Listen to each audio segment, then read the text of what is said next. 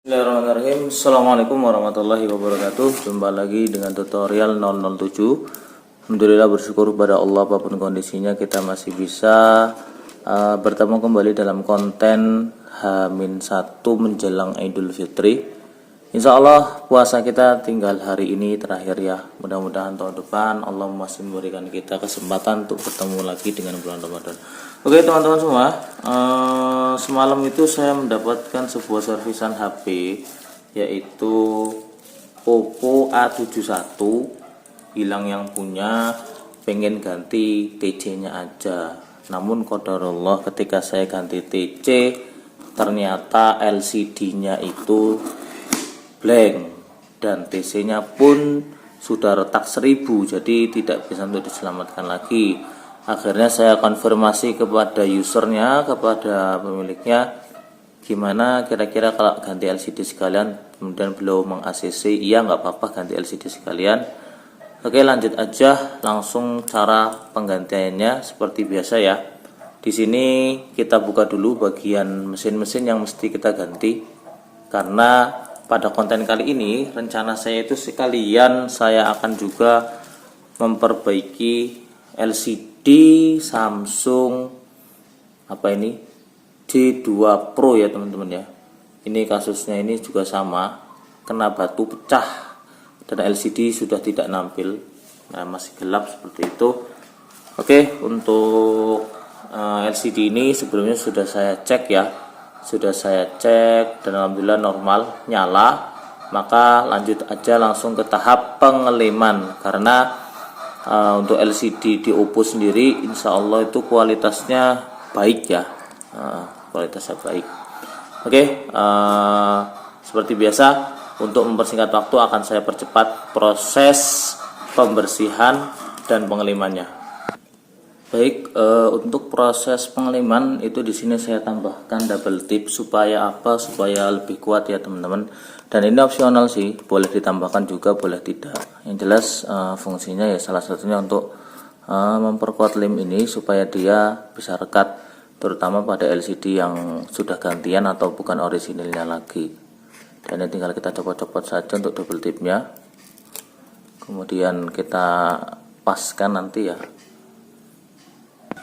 Oke, jika semua sudah dirasa rapat, itu sekarang tinggal kita masukkan saja untuk lemnya ya. Jadi harus berhati-hati, tetap hati-hati, tidak usah tergesa-gesa. Dan kita perhatikan dulu jika di sini memang ada yang harus kita bersihkan atau kita cabut, maka kita cabut. Namun jika tidak ada segel lagi, langsung saja kita masukkan ke dalam lubangnya ya. Nah ini coba saya masukkan, dan tetap harus berhati-hati ya supaya dia presisi.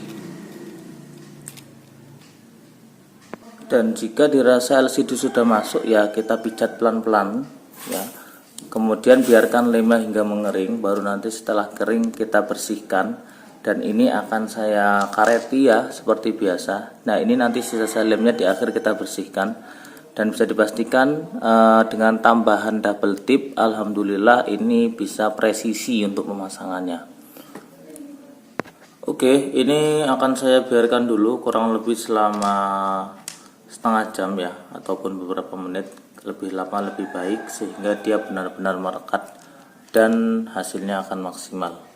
Sambil kita menunggu untuk yang Oppo ini kering, maka selanjutnya kita akan ke HP berikutnya, yaitu Samsung J2 Pro ya. J2 Pro. Jujur saja ini baru pertama kali untuk yang versi J2 Pro ini. Dan untuk Samsung J2 Pro ini itu ternyata untuk pembukaan LCD-nya itu melalui kaca depan, dan bisa diperhatikan ini untuk tulangan frame-nya ini agak mengkong gini ya teman-teman ya. Agak mengkong, dan ketika saya hidupkan juga dia tidak ada respon, dia hanya bergetar saja seperti ini. Kemudian saya hidupkan, nah bisa dilihat dia hanya nampil sedikit sekali untuk LCD nya. Biasanya kalau kena batu kecentok sebelah sini, apa itu kecentok ya, Nah, ini dia akan ya langsung nembus ke bagian dalam seringnya. Dan harapan saya mudah-mudahan untuk LCD Samsung yang saya beli ini bisa paling tidak presisi ya untuk di HP yang ini, karena tahu sendiri untuk Samsung itu ketika sudah gantian LCD biasanya partnya kurang orisinil. Oke, langsung saja kita proses pencopotan. Oke, sebelum kita pasang LCD-nya, seperti biasa ini kita untuk tes dulu ya teman-teman ya. Kita tes apakah dia ini berjalan dengan lancar untuk di LCD yang baru ini. Jika dia lancar, tidak ada kendala, ya kita lanjut saja untuk ke pemasangannya. Hati-hati dan tidak usah tergesa-gesa untuk pengetesan. Ya seperti ini ya, sebelum kita bongkar kita pastikan dulu jika memang dia benar-benar sudah oke, baru ya kita lem nanti untuk di bagian LCD-nya sebelum kita bongkar ya tentunya. Oke, ini sudah nempel ke menu. Saya tidak tahu apa untuk polanya. Nah, kita langsung saja ke panggilan darurat. Kita tes saja di sini menu-menu ya untuk sekedar mengecek tombol ya, karena saya tidak tahu persis ini apa namanya, kodenya apa. Dan ini alhamdulillah normal ya teman-teman ya, normal. Semoga bisa dipasangkan dan bisa presisi. Oke, langsung saja kita lanjut ke proses pemasangan untuk di HP Samsung J2 Pro ini. Oke, dikarenakan proses ini untuk TC-nya sudah pecah, maka untuk LCD sudah pecah, maka saya bongkar menggunakan metode langsung sayat menggunakan cairan thinner dan alat pencongkel. Bebas boleh menggunakan plastik mika yang belum punya, dan tidak tergantung kepada blower yang saya punya ya. Meskipun saya ada blower, tapi ya saya menggunakannya biasanya untuk komponen-komponen di mesin yang mesti harus mencopot IC dan kawan-kawannya. Dan ya memang blower itu penting untuk pemula, dia membantu sekali. Namun kita juga tidak hanya tergantung pada blower ya, supaya kita tidak stuck ketika ingin belajar servis untuk pemula gitu. Nah, ini saya cari selanya. Ketika udah dapat ya sudah, kita sayat pelan-pelan, kemudian kita ratakan dan kita lanjutkan dengan menggunakan cairan thinner. Oke, bisa diperhatikan ya, ini banyak sekali serpihan-serpihan yang mana kita harus berhati-hati untuk mencopot serpihan-serpihan daripada LCD-nya. Dan ya inilah yang terjadi jika HP kita itu jatuh ya teman-teman. Memang sih untuk framenya sudah ada yang bengkok-bengkok sebagian ya. Jadi ini kita babat habis aja untuk sisa-sisa ini ya. Karena tadi sudah pecah ya. Ya ini kita agak barbar sedikit ya, namun tetap dibenarkan dalam dunia pembongkaran ya. Pelan-pelan saja, tidak usah tergesa-gesa. Hati-hati sekali lagi karena ini sangat tajam. Oke, dan alhamdulillah sudah tercopot ya. Sekali lagi hati-hati, ini karena sangat tajam sekali. Dan ini tinggal kita luruskan untuk bagian framenya, kita bersihkan dan kita lakukan juga untuk pengeliman. Intinya tanpa blower sebetulnya bisa. Bagaimana ketelitian kita dalam membongkar LCD itu sendiri. Kebetulan ini blowernya sudah saya panaskan ya teman-teman. Itu di setelan anginnya itu panasnya 2,0, terus anginnya 3 ya.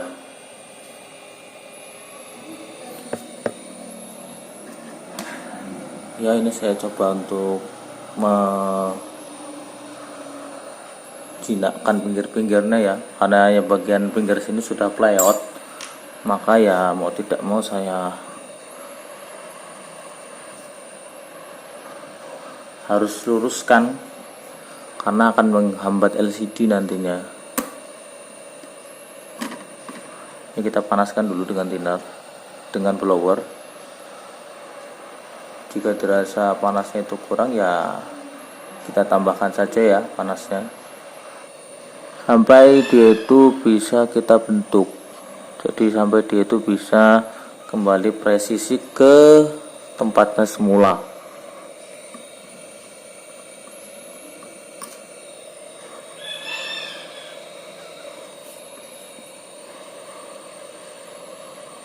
karena jika tidak presisi itu justru sangat mengganggu untuk pemasangan LCD. Maka ya kalau bisa harus kita presisikan ya, itu wajib kita presisikan. Oke, saya cek dulu apakah dia sudah mending presisinya atau belum.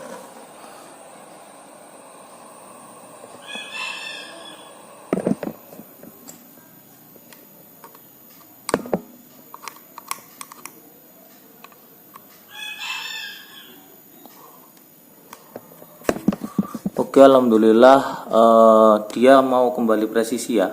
Yang tadinya agak menjorok ke dalam sekarang sudah normal dan sudah tidak menjorok. Artinya metode blower ini bisa kita pakai ya untuk seperti ini ya, untuk membantu meluruskan frame tulangan yang bengkong atau untuk membongkar part-part mesin. Oke, saya rasa ini sudah, dan coba nanti akan kita tes dengan LCD kemudian kita lem ya teman-teman. Oke, ini lagi proses untuk booting ya. Dan sebelum saya pasang ya saya pastikan lagi supaya dia itu presisi ya teman-teman. Supaya dia itu presisi dan supaya hasilnya maksimal, karena kita bukan menggunakan LCD bawaannya ya. Oke, nanti akan saya maksimalkan lagi jika dirasa kurang maksimal. Dan ini bisa kita perhatikan termasuk lumayan untuk presisinya ya. Oke, di sini sudah nampil ke menu. Saatnya kita testing dulu untuk kembali ke menu-menu sebelumnya ataupun untuk pemencatan tombol-tombol apakah dia berjalan semua dengan normal. Dan ini berjalan ya.